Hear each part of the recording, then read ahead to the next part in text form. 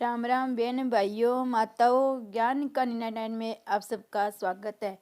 आज श्रीमद् भागवत महापुराण के छठे स्कंद का तीसरा दिन हम सब मिलके सुनते हैं। श्री कृष्ण भगवान की जय। दूसरे दिन हमने सुना कि भगवान कहते हैं लौकिक सुखों की प्राप्ति का प्रयत्न सफल न हो पाए तो मान लो ठाकुर जी ने कृपा की है। परमेश्वर जिस किसी जीव पर अधिक कृपा करते हैं उसे लौकिक सुख अधिक नहीं देते। लौकिक सुख मिलने पर जीव ईश्वर से विमुख हो जाता है। श्री कृष्ण का नाम स्मरण लौकिक सुखों की प्राप्ति के लिए कभी मत करो। लौकिक सुख में विघ्न उपस्थित होने पर समझ लो मुझे प्रभु अलौकिक सुख देने वाले हैं। जिस जीव पर प्रभु की कृपा विशेष होती है उसका लौकिक सुख प्राप्ति का प्रयत्न भगवान सफल नहीं होने देते। जीव जिस पर साधारण कृपा करते हैं उसे भगवान सुख देते हैं। श्री कृष्ण भगवान ने की जय। आगे हम सुनना शुरू करते हैं। आप मेरे चैनल पे नए हो तो चैनल सब्सक्राइब कर लीजिएगा और ये सारी मैंने प्ले लिस्ट के अंदर लिंक डाल रखी है 5 स्कंदों की, तो आप प्ले लिस्ट में जाके 5 स्कंद सुन सकते हो। श्री कृष्ण भगवान ने की जय। प्रभु आप मुझ पर ऐसी कृपा करें कि जिससे आपके चरण कमलों के सेवकों की अन्य भाव से सेवा करने के अवसर मुझे अगले जन्म में भी प्राप्त हो सके। प्राण वल्लभ मेरा मन आपके मंगलमय गुणों का स्मरण करता रहे, मेरी वाणी आपका गुणगान करती रहे, मेरा शरीर आपकी सेवा में संलग्न रहे। हे भगवान आपको छोड़कर तो मुझे स्वर्ग, ब्रह्मलोक, भूमंडल, रसातल, योग सिद्धि, यहाँ तक कि मोक्ष की भी इच्छा नहीं है। आपकी अनुस्तुति में इन सब का मैं क्या करूं? आपको छोड़कर मुझे कुछ नहीं चाहिए। हे कमल नयन आपके दर्शन के लिए मेरा मन उसी प्रकार व्याकुल है जिस प्रकार पंख के बिना पक्षी के बच्चे अपने माता की राह ताकते हैं। भूखे बछड़े दूध पीने के लिए अपने गौ माता की प्रतीक्षा करते हैं। यह विरहणी पत्नी अपने प्रदेशवासी पति से मिलने के लिए उत्कंठित रहती है। प्रभु मिलने की आतुरता कितनी उत्कंठ होनी चाहिए ये इन दृष्टांतों के द्वारा हमें बताया गया है। हे प्रभु मुझे मुक्ति की इच्छा नहीं है। अपने कर्मों के फलस्वरूप मुझे जन्म मृत्यु के एक चक्कर में बार बार फंसना पड़े तो उसका भी मुझे परवाह नहीं है। किंतु मैं जहाँ जाऊँ, जिस किसी भी योनि में जन्माऊँ, वहाँ मुझे भगवान के प्रिय भक्तजनों की मैत्री मिलती रहे। भगवान मैं मात्र इतना ही चाहता हूँ कि आपके माया के कारण शरीर, घर, स्त्री, पुत्र आदि में आसक्त मनुष्यों से कहीं भी किसी प्रकार का मेरा संबंध न होने पाए। दीन होकर शरण में जाने पर जीव को प्रभु अपनाते हैं। वृत्तासुर कितना दीन था। वह कहता था कि भगवान की सेवा करने से तो मैं अपात्र हूँ, अतः भगवान के दासों के दास की सेवा करूँगा। मैं भगवान के सेवक वैष्णव की सेवा करूँगा। मैंने सभी इंद्रियों को भक्ति रस का दान किया। मेरी वाणी कृष्ण कीर्तन करे, मेरे कान आपकी कथा सुने। वैराग्य बिना भक्ति दृढ़ नहीं हो पाती। भक्ति भोग के लिए मत करो, भक्ति तो भगवान के लिए ही की जाती है। दूसरा श्लोक वैराग्य का है। वृत्तासुर भक्ति द्वारा इंद्र का राज्य या मोक्ष पाने की विलासा नहीं करता। भगवान ने वृत्तासुर से पूछा कि वैष्णव की सेवा करके तुझे कुछ मांगना है क्या? तो उसने उत्तर दिया, मुझे स्वर्ग तो क्या ब्रह्मलोक के राज्य की भी इच्छा नहीं है। भोग भक्ति में बांधक है। आजकल तो शिक्षा ही ऐसे दी जा रही है कि जिससे विषय वासना बढ़ती ही जा रही है। विषय वासना बढ़ने के कारण जीवन भी बिगड़ता जा रहा है। वृत्तासुर कहता है, मेरी तो कोई इच्छा नहीं है, मैं तो आपकी सेवा करना चाहता हूँ, आपके उपयोग में आना चाहता हूँ। पहले श्लोक में वृत्तासुर की शरण गति है, दूसरे श्लोक से उसका वैराग्य प्रकट होता है। ज्ञानी शरण गति के 3 भेद मानते हैं। नाथ मैं आपका हूँ। परमात्मा द्वारा अपनाए जाने पर जीव मानता है कि ठाकुर जी मेरे हैं, भगवान मेरे हैं। ऐसे भाव के उदय होने पर अनुभव होता है कि जगत में अब और कुछ भी नहीं है। ज्ञान और वैराग्य के बढ़ने पर सब कुछ भगवान में ही लगता है। मेरापन चला जाता है, अहम ब्रह्मास्मि की प्रतीति होने लगती है। जगत में उसके लिए भगवान के सिवा और कुछ भी नहीं रह जाता। मैं नहीं रह पाता, वह मैं ईश्वर में विलीन हो जाता है। वैष्णव के बिना शरण गति दृढ़ नहीं हो सकती। तीसरे श्लोक में प्रार्थना की गई है, हे प्रभु आप अपने दर्शन के हेतु मुझे आतुर बनाए। परमात्मा पूर्ण प्रेम मांगते हैं और जीव उन्हें पूर्ण प्रेम नहीं देता, अतः उनका वह भला नहीं है। जीव अपना प्रेम देता है स्त्री पुत्र आदि को, अतः वृत्तासुर कहता है मेरा तो 1 इंच है कि आपके दर्शनों के लिए मैं आतुर बनूं। चौथे श्लोक में वृत्तासुर ने सत्संग की अभिलाषा व्यक्त की है। वह कहता है, यदि पुनः जन्म मिलना ही है तो प्रभु आप मुझे वैष्णव के घर की गाय बनाए। यदि मेरा दूध प्रभु के उपयोग में आने वाला हो तो मैं पशु भी बनने के लिए तैयार हूँ। पशु शरीर में भी मुझे सत्संग ही मिले।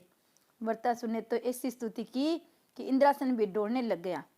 भक्ति भगवान को परतंत्र बना देती है, अर्थात भक्ति भगवान को भगत के वश में कर देती है। अतः भगवान मुक्ति तो देते हैं, भक्ति नहीं। भगवान जब कृपा करते हैं तब वे अंत में नष्ट होने वाली संपत्ति नहीं, भक्ति देते हैं। भगवान मुक्ति तो सिंगरी भी दे देते हैं, भक्ति नहीं, क्योंकि यदि भगवान भक्ति दे दे तो उन्हें भगत का सेवक भी बनना पड़ जाता है। भक्ति स्वतंत्र परमात्मा को प्रेम के बंधन में बांध देती है। स्तुति के समाप्त होने पर इंद्र ने वृत्तासुर का वध किया। वृत्तासुर के शरीर में से निकला हुआ तेज भगवत शरीर में विलीन हो गया। भगवान ने वृत्तासुर का उद्धार किया। छठे स्कंद में पुष्टि लीला का वर्णन है। भगवान ने वृत्तासुर की पुष्टि भक्ति प्रदान की, अर्थात उस पर कृपा की। परीक्षित ने पूछा, ऐसे महान भगत होने पर भी वृत्तासुर को राक्षस योनि में क्यों जन्म लेना पड़ा? उसे ऐसी तीव्र हरि भक्ति कैसे प्राप्त हुई? उसकी पूर्व वृत्तांति क्या है? सुखदेव जी वर्णन करते हैं, राजन सुनो, वृत्तासुर अपने पूर्व जन्म में चित्रकेतु नामक राजा था।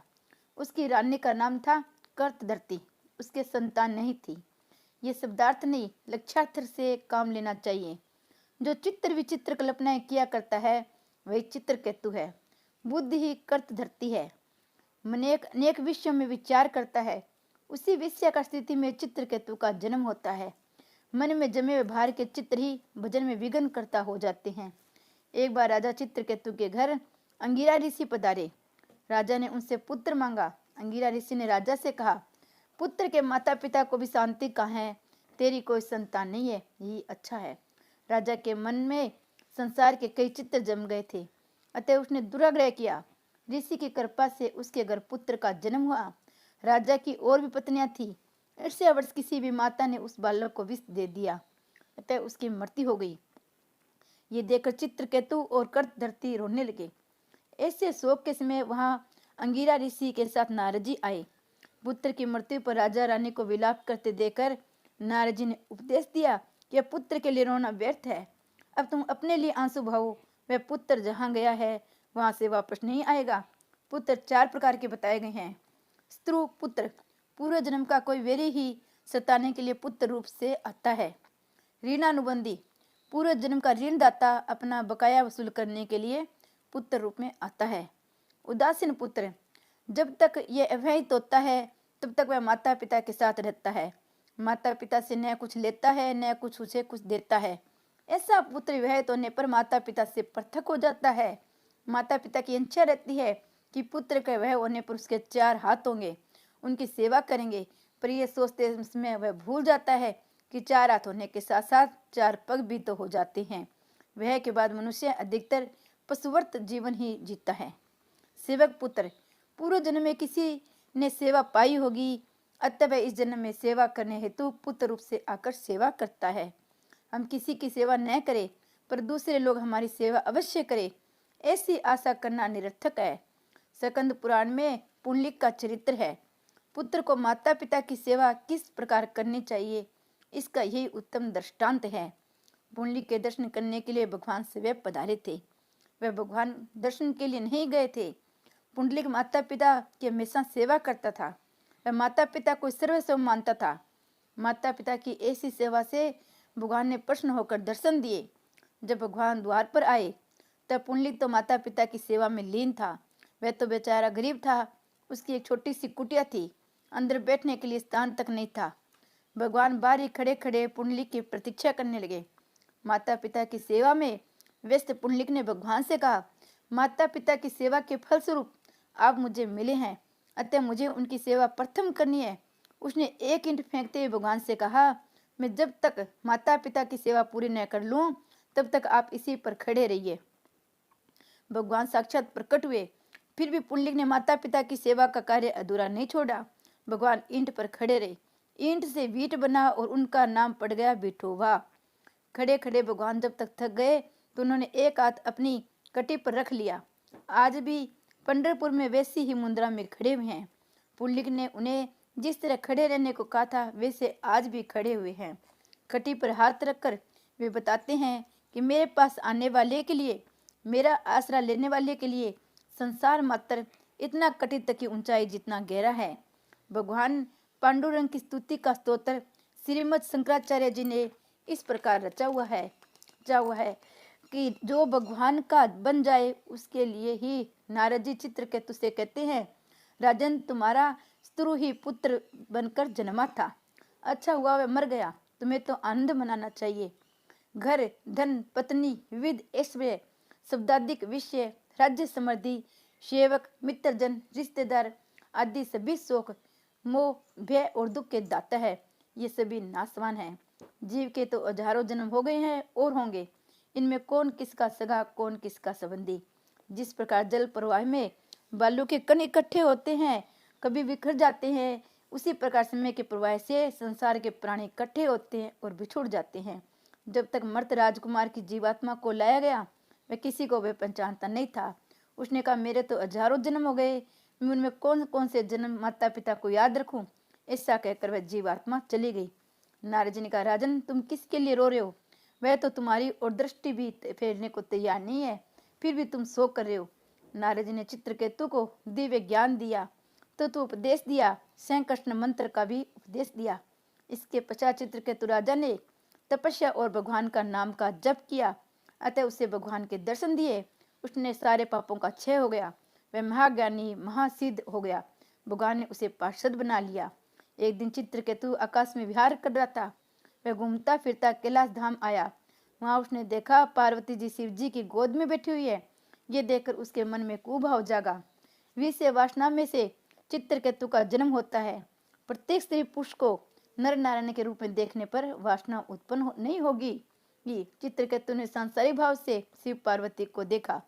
इस चरित्र से स्पष्ट होता है, बिना ज्ञान की भक्ति व्यर्थ है। मात्र सगुण के साक्षात्कार से मन शुद्ध नहीं होता है।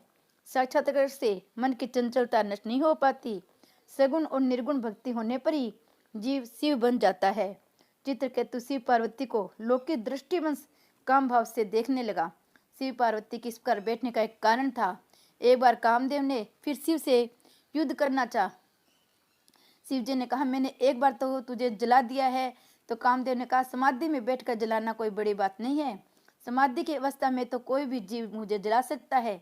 मेरे मन में एक छोटी सी आकांक्षा अभिशेष है। आप पार्वती जी को आलिंगन बंद कीजिए, मैं उसी समय अपना बाण चलाऊं। यदि आप उस समय भी निर्विकार रह पाए तो मैं मान जाऊंगा कि आप महादेव हैं।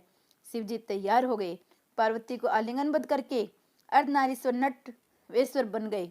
काम में उन्हें विचलित करने की पूरी कोशिश की, किंतु उसे सफलता न मिली। शंकर निर्विकार ही रहे। कामदेव ने अपनी पराजय स्वीकार कर ली और शिव जी के शरण में आ गया। चित्रकेतु इन सारी बातों से अनजान था, अतः वह शिव जी की निंदा करते हुए बोला, भरी सभा में अपनी पत्नी को आलिंगन में लेकर गोद में बिठाकर बैठे हैं, उन्हें कोई लाज भी नहीं आती। क्या है, शिव पार्वती तो निर्विकार थे, किंतु उन्हें देखने वालों की आंखों में विकार था। किसी को लौकिक भाव से देखोगे तो मन में विकार उत्पन्न होगा और विकृत चित्र मन में उभरेंगे रहेंगे। उस प्रकार लौकिक भाव से देखने के कारण चित्रकेतु का पतन हुआ। उसकी निंदा से शिवजी का तो कुछ बुरा न लगा। जिसके सिर पर गंगा ज्ञान गंगा हो उसे निर्दाक्ष प्रभावित नहीं हो सकता, किंतु पार्वती के लिए बात ऐसे है नहीं थी। उन्होंने चित्रकेतु को श्राप दिया, उधर तेरा अब असुर योनि में जन्म होगा। चित्रकेतु पार्वती माता से क्षमा याचना करने लगा तो देवी ने कहा, दूसरे जन्म में तुम अन्य भक्ति प्राप्त करोगे और तेरा उद्धार होगा। पार्वती के श्राप के कारण चित्रकेतु को वृत्तासुर के रूप में जन्म हुआ। श्री कृष्ण भगवान की जय। जय शंकर भगवान की जय।